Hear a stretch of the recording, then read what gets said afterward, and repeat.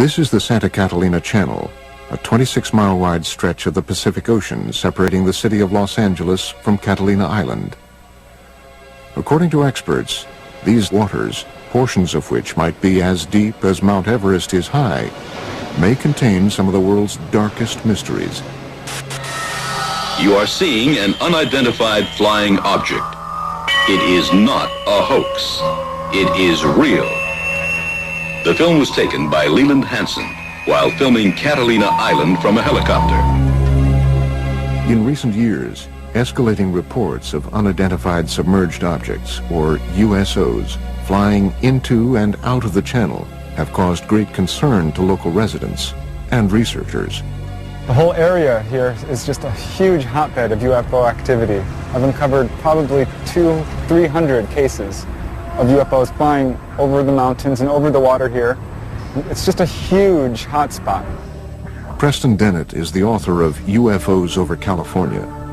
He has been investigating USO activity in this area for almost 20 years. Actually, there was a huge wave of sightings over the Santa Monica mountain range on June 14, 1992. The witnesses counted a total of about 200 objects. What's interesting about this case is these objects came from below. Normally when someone sees a UFO, it comes out of the sky like a star. They see a star-like object and it comes swooping down. These came from below to above.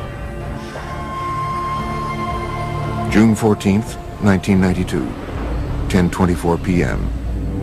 For almost 2 minutes, the waters of the Pacific Ocean explode with light as hundreds of bright, disc-like craft are witnessed flying out of the water together. Similar to other reports of USOs exiting the water, these craft emerge from the Pacific in almost complete silence. They reportedly hover for a moment before bursting into space. Reports of this incident were phoned into local police departments as far away as Malibu. The following is an actual call that was placed on that day. Monticello Sheriff Station. Did anyone report anything strange tonight? Can you be a little more specific? Strange, lights. Lights? Just what exactly happened to you? I'm ashamed to tell you because I think you're going to think I'm crazy. We saw what we thought was a bright light up in the sky. Okay. We could hear it wasn't a helicopter. I'm telling you, I have never been more frightened in my life. According to Dennett, the incident was also reported to the U.S. Coast Guard sector in Long Beach, which ultimately declined the search request. This 1992 event was the second in Los Angeles in 3 years. On the dark, foggy morning of February 7th, 1989, scuba divers, boat sonar systems, and people on the shore witness a long, dark, unidentified craft dive out of the Pacific. For about 90 seconds, the USO rests just above the surface before emitting about a dozen smaller, fast-moving objects. 60 seconds later, the craft dives back underwater. Its last reported sonar heading was south toward the Santa Catalina Channel before it disappeared. And it involved dozens of objects which were seen off the coast of Marina del Rey. On occasion, some of these craft would emit smaller craft, about 20 feet in diameter. And these were seen moving underneath the surface of the ocean, and they were coming in and out of the water. As the 1947 incident at Roswell sparked worldwide curiosity about flying saucers, these events near Los Angeles have sparked a current wave of research into the capabilities and threats of so-called USOs. The oceans of the world covering, 70% of the planet, they hide a lot of history and a lot of mystery. There's a very good reason for a whole society of creatures, sentient creatures, advanced creatures living underwater because they can, because nobody goes there. It's fascinating to think of the underwater UFOs because they know a lot about this planet that you and I don't know. Unique to the USO phenomenon is the reported ability of these craft to multiply and break apart. One such astounding case has become known as the Golfo Nuevo event. On February 8, 1960, the Argentinian Navy is on alert as they track two unidentified submarine-like objects in its waters, thought to be American subs. Then, according to reports, the underwater objects are seen on sonar to break apart and fly out of the water. Sonar contact, 173, 438 yards. Here's combat, sonar contact, 173, 438 yards. Two gigantic submarines sighted by the Argentinian Navy in 1960 inexplicably multiplied into 6 other submarine objects. The Argentinians were never able to catch them or destroy them because the objects simply disappeared. The case even caught the attention of the Soviet Union's most senior officials. Nikita Khrushchev, who was the leader of the Soviet Union at the time, was so much intrigued by the whole story that he sent his diplomatic attaché in Buenos Aires to find out what's been going on. While some researchers contend that these reported cases might be nothing more than military submarines firing torpedoes, others argue that submarines were not capable of firing 6 or more objects in 1960. Late USO researcher Ivan T. Sanderson's 1970 book, Invisible Residents, was the first to analyze the USO phenomenon. He reports on another remarkable example of USO behavior. In March 1963, the U.S. Navy submarine exercise is progressing as planned 100 miles off Puerto Rico. Suddenly, one Navy sub abruptly breaks from its assigned route after picking up an unidentified object traveling at speeds in excess of 150 knots. The submarines are astonished by the depth at which the unidentified craft is moving, 20,000 feet underwater. It gave the acoustic signature of a single propeller type of motion through the water, and it was tracked at depths down to 20,000 feet, whereas a typical crush depth for a submarine would be 7,000 feet. So this thing, whatever it was exceeding the technical capabilities of submarines at that time and even today. The vessel is tracked for almost 4 days by the entire carrier group. The object would reportedly propel away at impossible speeds and then stop and rest, allowing for continued tracking by the Navy. Reports about this event were sent back to Synclant Fleet Headquarters in Norfolk, Virginia. However, an official determination into what was seen on sonar that afternoon was never made. But according to reports, the Navy lost track of the craft after midnight on the 4th day. It was never picked up on sonar again. Nobody advanced a theory as to how something could move that fast. We have reports of USOs going into and out of the water, but we don't have any of the technical data. Flying saucers that are above the ground, people see them. But what's underwater, the Navy sees them. And the Navy isn't talking about what it's finding.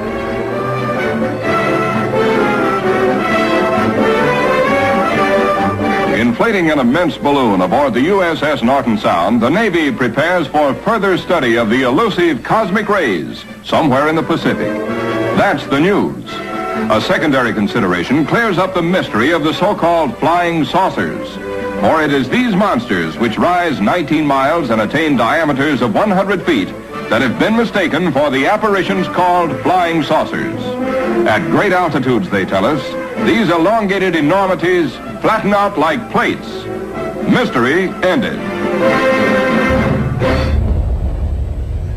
But reports from around the world continue. Another extraordinary case is reported in the international press beginning on November 11th, 1972. A fast-moving submarine-like object is picked up on sonar in the Sonja Fjord off the west coast of Norway by the Norwegian Navy, which hunts it for 2 weeks. A fleet of surface ships and specially equipped sub-hunter helicopters are assembled to find the object. On November 20th, 1972, the USO is seen visually for the first time. It was described as being a massive, silent, cigar-shaped object. A Navy ship promptly fires its guns and torpedoes at the craft.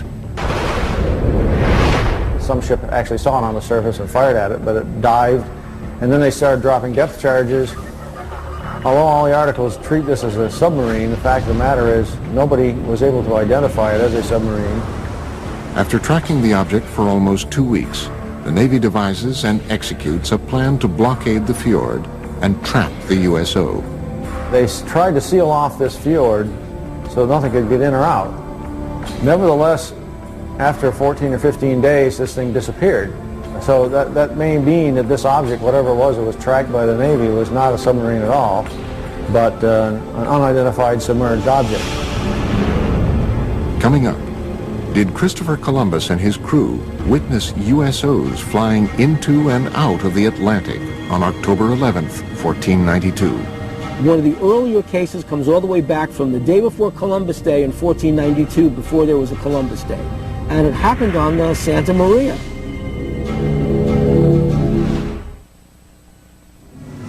October 11th, 1492, 10 p.m. A calm, clear night. Christopher Columbus and his crew move slowly across one of the deepest ravines of the Atlantic and through the Bermuda Triangle. Below them is almost 4 miles of water. Suddenly, unearthly lights are seen flashing across the bottom of the ocean. One of the earlier cases comes all the way back from the day before Columbus Day in 1492, before there was a Columbus Day. And it happened on the Santa Maria. This person's name was Gutierrez. And Gutierrez was on the Santa Maria with Christopher Columbus and noticed an object rising out of the water, a disc-shaped object. A great flash of light with a level of brilliance unlike anything known at the time suddenly erupts from the sea to the sky, startling Columbus and his crew of 120 aboard the 3-ship Spanish fleet. In less than 5 hours, they would discover the New World. Christopher Columbus maintained a log in the ship. It describes what could be interpreted as a UFO event. They saw, in the description given in the logbook, the flickering of a wax candle going up and down in the night. It couldn't have been a campfire on ground because it was beyond the horizon. This possible USO incident is more than just legend and lore. For the first time ever, original text from Columbus's log has been made available to the History Channel by archivists at Fordham University, custodian of a rare handwritten copy of the journal. The October 11th, 1492 sighting was not an isolated occurrence. Over the 2-month journey, Columbus's log exhibits a consistent pattern of cryptically reported peculiar incidents, including unexplained sightings and unusual events in outer space. The following is from an entry on September 10th, 1492, the halfway point of the voyage. The crew of the Nina stated they had seen a garajo and a water wagtail, but these birds never go farther than 25 leagues from the land. From an entry September 11th, 1492. Saw a large fragment of the mast of a vessel, apparently of 120 tons, but could not pick it up. Entries on both September 17th and September 20th indicate that stars or other unidentified lights in the sky are seen to move. The cause was that the star moved from its place, but the needles remained stationary. And from the infamous entry of October 11th. The Admiral, at 10 o'clock that evening, standing on the quarterdeck, saw a light. Calling to Pero Gutierrez, he told him he saw a light and bid him look that way, which he did and saw it. The Admiral again perceived it once or twice, appearing like the light of a wax candle, moving up and down. Is it possible that these strange events, recorded during the most fabled nautical journey in history, were the result of otherworldly vessels tracking Columbus's fleet? Some suggest, however, that any interpretations or rationalizations that might be gleaned from Columbus's log are not the whole truth. If Christopher Columbus saw a strange thing come out of the water, fly around his ship, and then take off, would he have told anybody about it? They'd have locked him up in the brig instantly. The guy's crazy, because things can't do that. One of the earliest USO reports comes from 329 BC. After witnessing what he described as shining shield-like objects flying into and out of the Jaxartes River in India, Alexander the Great was so convinced that he witnessed otherworldly vessels, he spent the final 6 years of his life searching for evidence of these objects in a diving bell, believed to be the world's first submarine. Some conclude, however, that Alexander's underwater adventures had a greater goal, finding and conquering the one kingdom that had eluded him, Atlantis. Well, Atlantis first enters literary history in the philosophical dialogues of Plato. These are the Timaeus and the Critias. The gods, bothered by the attitude of the Atlanteans, decided to destroy Atlantis. In one day and one night, they destroyed it with a cataclysm, and it sank. To this day, researchers continue to speculate about Atlantis as a hub of USO activity. The legend of Atlantis definitely is based on knowledge, probably lost by today, of some secret underwater civilization. Atlantis's supposed location in the Mediterranean would have provided USOs a convenient position from which to monitor human civilizations and their shipping routes to and from Asia Minor, Rome, and Athens. The Mediterranean was the cradle of ancient civilization. The Phoenician traders traveled back and forth between the Middle East and Greece across the Mediterranean. If there were a culture of either aliens or original inhabitants of planet Earth who wanted to seed the planet, to seed humanity with myth, the Mediterranean is a natural base for them to set up an underwater facility. Well, I don't know if Plato was talking about unidentified submerged objects when he came up with Atlantis, but I suppose there are people who, number one, assume that Atlantis is real, number two, that it's somewhere in the Atlantic, number three, that it's buried under thousands of feet of water. The ancient Athenians, however, were not the first to record stories of unidentified objects in the oceans. Experts believe the ancient Egyptians may have even recorded sightings in their hieroglyphic drawings. In ancient Egypt, in the temple at the city of Abydos, somebody made an inscription, a depiction of a submarine. There was another depiction of an object that looks like a helicopter. Who made it? How did the ancient Egyptians know about it? We have no idea. One of the earliest European cases is a series of reported English sightings in the 11th century. One of the oldest cases I have on the site goes back to the year 1067. It has to do with this people in the countryside seeing something flaming in the sky that came down to earth, lit up the countryside, and then went up again, and then into the sea. Carl Feint has been researching USO phenomenon for almost a decade. His internet site, waterufo.net, has an archive of over 900 current and historic USO reports. According to Feint, one of the 20th century's first cases was reported in detail in the Philadelphia Inquirer on August 1st, 1904. A British cargo ship, the Mohican, en route to Philadelphia was, according to the paper, enshrouded in a strange metallic vapor which glowed like phosphorus. I have found out recently that that case is a heck of a lot more detailed and scary than originally shown. The captain and the crew confirmed that an object came across the ocean, a cloud, approached the ship, and it was glowing. Not a meteor, going straight down. It's coming across the sea. As it came towards the ship, the captain was trying to distract the crew to get them to do something different, and get over the fear. They couldn't move anything while the cloud was around the ship. The Inquirer further reports that during the event, the ship's compass revolved with the speed of an electric motor, and the sailors were unable to raise pieces of steel from the magnetized decks. The story goes on to quote the Mohican's Captain Urquhart, who confirms that the account is vouched for by every man of the crew. But perhaps the most astounding USO-related event, according to experts, is a Canadian case from 1967. The Shag Harbor case is the most important USO case in documentation. The UFO moved underwater to a different point. A second UFO joined it. Coming up, we visit Shag Harbor, Nova Scotia on the 38th anniversary of this crucial USO incident. On October the 4th, 1967, that's where the lights was, right behind me on the water.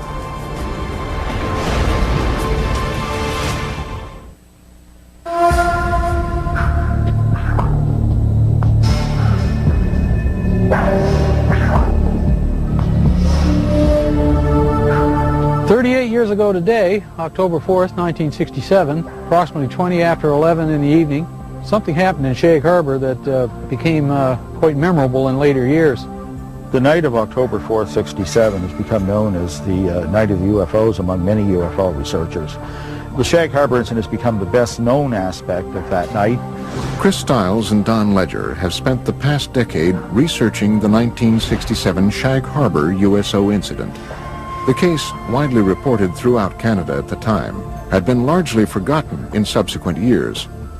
Their 2001 book, Dark Object, reopened the case, shedding new light on the many reported USO events of that night and the weeks following. The reason that the Shag Harbor incident came to the forefront and kind of eclipsed the importance of the other sightings from the Night of the UFOs is simply the fact that it's the one case where something came down out of the sky and crashed into the water. You know, it made a noise, it made a flash. It's also unique in the sense that nobody reported a UFO. Several calls came in very quickly to the nearby Royal Canadian Mounted Police Detachment, and those reports said simply that people had seen lights, or perhaps an aircraft had crashed into the waters of what they called the Sound. The interest and the concern was totally for the possibility of survivors. Nobody reported a UFO.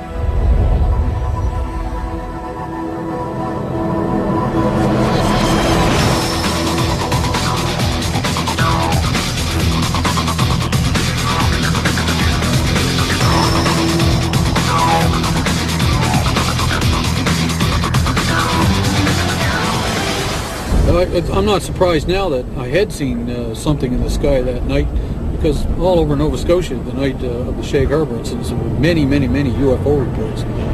Just up around the bend, we'll be coming into Shag Harbor, and the site crowd gathered and watched whatever it was that happened here 38 years ago today. Each year, Ledger and Stiles make an anniversary trip to Shag Harbor to meet with Norm Smith, one of only 3 surviving witnesses. See the island out there? That's where it all took place, right off there. That's where we seen the light in the water. Hey, sir. How you been? Good. Wow. How are you? Same old. That's good. The 3 of us stood on the lawn watching the lights.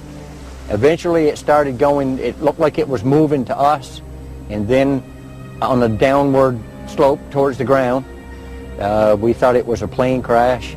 So we jumped in the vehicle in my old man's car and my uncle's, and we went up to this spot right here by the Irish Moss plant. And when we got here, there was probably 10, 12 other people.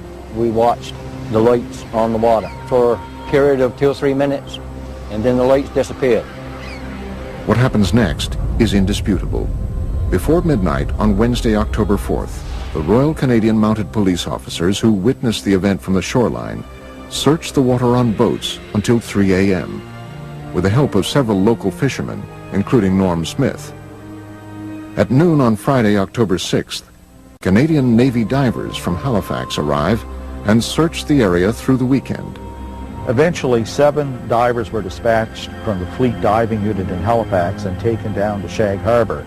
The search effort continued through all the daylight hours of Saturday and Sunday, and by Monday morning that search was officially terminated in Ottawa, and they just simply state unidentified flying object and circle it and underline it.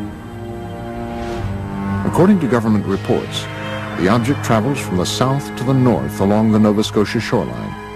At one point, it stops and hovers. Then at approximately 11:20 p.m., it enters the water at a 45-degree angle, 300 yards offshore. Directly behind me where we seen the lights, right at Bomb Portage Island, directly behind me. When the Royal Canadian Mounted Police officers that had responded to the call arrived at the shoreline of Old Highway number 3, the UFO was still moving upon the surface of the water. The object also appeared to be leaving a trail of dense yellow foam. In the weeks following October 4th, the story becomes even more mysterious. The case is front-page news across Canada, and as Ledger and Stiles report in their book, in the days just prior to the Canadian military's official classification of this incident as a UFO event, a second craft enters the waters of Nova Scotia to rendezvous with the first craft. Then this thing resumed its headway back down this way at about 4,400 miles an hour and came down through northern New Brunswick, right down over the Bay of Fundy, across the southwestern tip of Nova Scotia, across this way, and went down in the water here. Authorities already knew the object was no longer there, that it had moved under the water and had come to rest on the seabed. It sat there for almost a week, right to the hour. And after that time, it began moving under the water to the Gulf of Maine with the aid of a second craft that was helping repair it. And the two of them broke the surface of the water and flew away out over the Gulf of Maine. Interestingly enough, there is a second report of a sighting 1 week in Shag Harbor of two sets of lights, one orange, one yellow, leaving the water and flying away. This case continues to inspire debate and continued research into the events of October 4th, 1967. There are a large amount of primary documents that support interpreting Shag Harbor as a crash scenario of a UFO. And in one of the paragraphs, it actually says a preliminary investigation has been conducted, and it has been discovered that this object is not the result of a flare, float, downed aircraft, or in fact any known object. I didn't know then, back 30-odd years ago, I didn't know whether it was a UFO or what it was. But nobody will ever make me believe that there was nothing there, because it was. Coming up, seen for the first time, video evidence of what might possibly be a USO emerging from the waters of Laguna Cartagena in Puerto Rico. And they are coming towards Laguna Cartagena. And later, a University of California scientist reveals that supersonic speed by deep-sea UFOs is not only scientifically possible, but likely. A region with perhaps the longest legacy of USO activity is the area around Puerto Rico. As the mysterious southern point of the Bermuda Triangle, the island has been at the center of USO debate for decades. Puerto Rico is a hot spot for underwater UFO activity, and it seems to match the pattern of other cases. Puerto Rico is considered in all of the Americas to be the place where there's the greatest number of USO sightings. Members of the Puerto Rican-based ufology group, Project Argus, agreed to lead a tour of some of the island's more notable USO-related areas. Laguna Cartagena is an isolated lake near the southwestern corner of the island. It has become linked to much of Puerto Rico's reported USO activity. I have been conducting investigations for years in Laguna Cartagena, where there's also a lot of secrecy about USOs. Laguna Cartagena since 1930 has been a place where hundreds of cases were reported of flying objects coming and going from the area. October 8, 2002, approximately 9 p.m., Puerto Rican police officer and Project Argus member Carlos Torres witnesses a red glowing USO fly out of the waters of Laguna Cartagena at an incredible speed. Then it stops and hovers just above the water. I was a witness of an object suspended over Laguna Cartagena. The military got involved because they were also witnesses. The object flew away and then back from Monte Indio. And it stopped and hovered over Laguna Cartagena. After hovering for several minutes over the area, the object was seen to crash back into the lake. Another Argus member, Giuseppe Quinones, believes he captured the same object on videotape in 2004. I took a video on November 20th, 2004, in the immediate area of Laguna Cartagena. Seen for the first time, possible video evidence of a USO near this enigmatic lake. The brightly lit craft-like object was seen emerging from the water. Here, it hovers for almost 1 minute before flying away. In the mid-1990s, several attempts to disprove the USO activities were made, despite hundreds of witnesses that said they saw lights going in and coming out of the water. They have been seen all over Puerto Rico. Specifically, the most mentioned places are Laguna Cartagena and Route 303. The region of Lajas, through which Route 303 runs, has been another source of significant USO and UFO reports, including a possible 1997 crash on Monte Indio that left behind a scorched earth impact zone and many unanswered questions. In May 5, 1997, an UFO crashed there, burned many lands on the top of the mountains, and there was federals that night, and they obtained something that we don't know, an UFO. After this 1997 incident, local government officials began to take USO and UFO reports more seriously. As a direct result, the mayor of Lajas, Puerto Rico, recently designated the roadway through the heart of Puerto Rico's UFO country as UFO Route 303.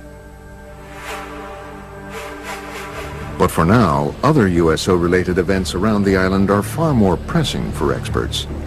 In the hills around Lajas, a mysterious government aerostat, a tethered balloon-borne radar, is frequently launched up to 3 miles in the air, ostensibly to monitor air traffic and weather.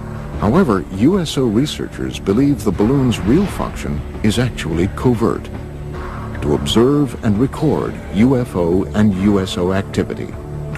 There was a government document in the legislature where a secret investigation was conducted.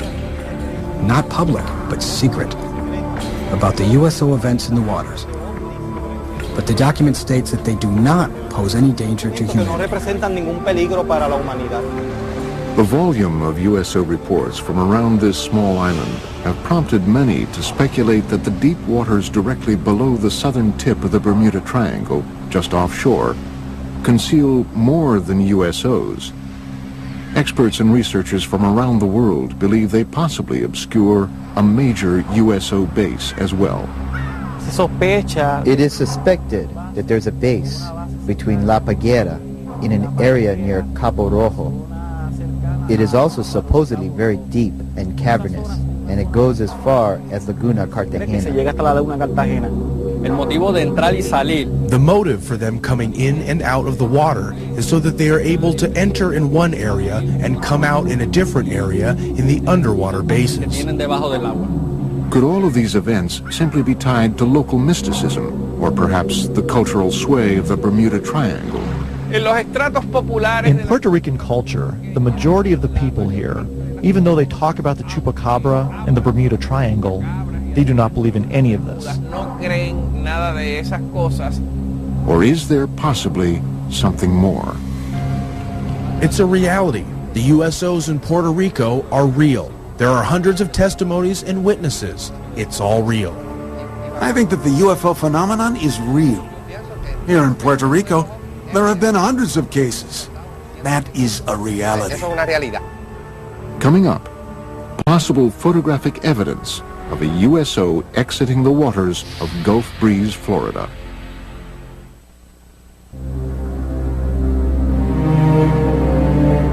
It is believed that unidentified submerged objects are able to move through our oceans and seas in ways that defy all principles of modern physics. Experts are confounded by the ability of these vessels to reportedly travel at extreme depths, pass through ice with impunity, and traverse water at supersonic speed. These kinds of craft, ostensibly, can travel underneath the water because they are impervious to water, just like they're impervious to gamma rays, cosmic rays, impervious to anything that gets in the way of their traveling in space. According to all information, we are dealing with a very advanced technology. They circle ships and next thing you know, dive into the water. It's not a barrier to them. They just go from one medium to another. In late 1969, while conducting their regular Operation Deep Freeze ice-breaking exercises near Antarctica, U.S. Navy sailors aboard the USS Calcaterra reportedly witnessed an unidentified submerged object with some extraordinary capabilities. Ivan Sanderson in Argosy magazine, where he talks about an event somewhere in the Arctic when an object came up through the ice and took off. Really sort of burrowed its way through a large submarine-shaped object at least 100 feet long is seen bursting out of the frozen ocean through several yards of solid ice at an incredible speed. But this case, however, is only one of many similar incidents reported by navies around the world. I know of one case that occurred near Leningrad. In the winter of 1976. A USO broke down through the ice, maneuvered underwater, and then again broke back out through the ice. They do melt ice. Now, if you had a meteor, the dynamics of the thing would break the ice into chunks and scatter them all over the place. With the UFO, it's a clean hole. USO witnesses have also reported seeing waterspouts beneath USOs as they exit the water, including Ed Walters, a resident of Gulf Breeze, Florida, who snapped this never-before-seen Polaroid picture of what appears to be a USO above a tornado-shaped waterspout on July 7th, 1988. So he was looking north towards Gulf Breeze across the Santa Rosa Sound, a distance of about 7,000 feet. He noticed that the water down beneath the object started to get all foamy or something. He could see it dancing around, and all of a sudden this column of water went up and contacted the bottom of it. The picture that he took actually shows that. Such cases have caused some experts to assert that USOs might possibly use water as a fuel source. There are those who feel that water is essential for the fusion process. There are a lot of cases where UFOs hover over reservoirs and small bodies of water, not only large bodies of water. It does seem to be some evidence that they can use water to help their craft in some way. They may use water as a fuel. In these cases where they talk about objects hovering over the water and seeming to suck water up in, certainly sounds like they need a big drink or something to keep going. Modern scientific theories abound about how USOs developed the ability to propel themselves through water with great efficiency. Researchers envision everything from massive jet-like propulsion systems to frictionless bubbles that cocoon the objects. So the engines wouldn't be engines as you and I would imagine engines. They would be generators, generating a magnetic force, creating a magnetic envelope around the craft that repels the Earth's natural magnetism, hence allowing them to accelerate, decelerate, climb, fall, and navigate through the water. By exerting forces at the surrounding fluid, seawater, nice electrically conducting fluid, you control the drag, you control the flow, the speed, the lift. You can get around all the problems of high-speed motion under the water.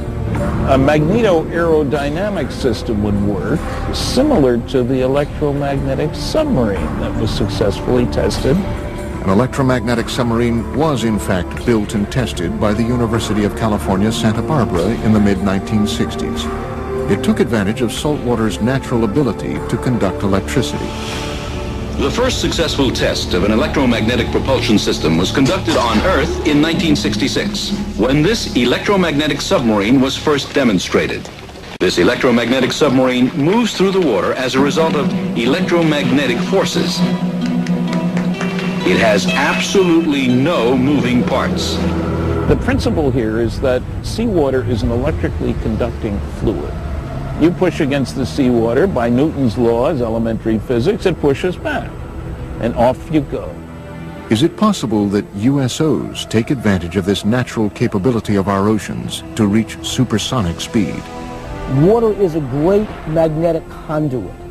In fact, if they were traveling using a process called diamagnetism, which is a weak repellent force, then water would enhance that force, which would explain why these craft are able to navigate in water so well. One researcher theorizes that USOs might move rapidly through the water and avoid catastrophic damage using the same principles as a common light bulb. UFO is the filament in this particular case, and the bulb is the field, and that protects the UFO. It keeps the water from coming onto it when it goes in. They move it though, and it never touches the UFO.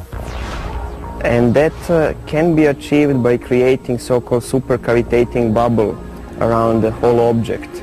In that way, a whole object travels together with a bubble of water vapor. Marko Princevac is a professor of mechanical engineering at the University of California, Riverside. He devised an experiment for the History Channel demonstrating the physics behind possible supersonic movement through the water. Basically, the only thing that you can play with is a shape of a vehicle. And it will deviate from standard shapes of a submarine. To demonstrate how different shapes can produce the conditions for supersonic underwater travel, Princevac and his team force an underwater current along with green dye and high-powered lasers around different submersed objects. So if we have something called a streamlined body, we see that fluid flows undisturbedly around that body. This red streamlined object represents the perfect shape for a fast-moving underwater vessel. In direct contrast, the cube that is tested creates massive resistance all around the object. A good shape for an underwater supercavitating vehicle would be something similar to a return capsule of Soyuz or other space missions. The laws of earthly physics change dramatically underwater. Propelling an oceanic vehicle to supersonic speeds requires an amount of power greater than what man has currently invented. A vehicle that has a 5-foot diameter and we want to go at the speed of sound in the air, we would need an engine that can produce 15,000 horsepower. For the same vehicle to reach the speed of sound under the water, we would need an engine that can produce around 1 million horsepower. While it might be scientifically possible for USOs to prowl the oceans at supersonic speed, how have these craft developed the technology required to achieve this milestone? The many mysteries of these craft may never be fully understood, and that is exactly what provokes the greatest debate and distress among investigators and researchers. I think it's easier for us to land a man on the moon or even create a moon base than to land a man on the bottom of the ocean. If they're hostile and have come here to conquer Earth, they would have done it 1 million years ago. We might be their creations for all we know. The Earth is conquered, we work for them, they live here, this is their planet.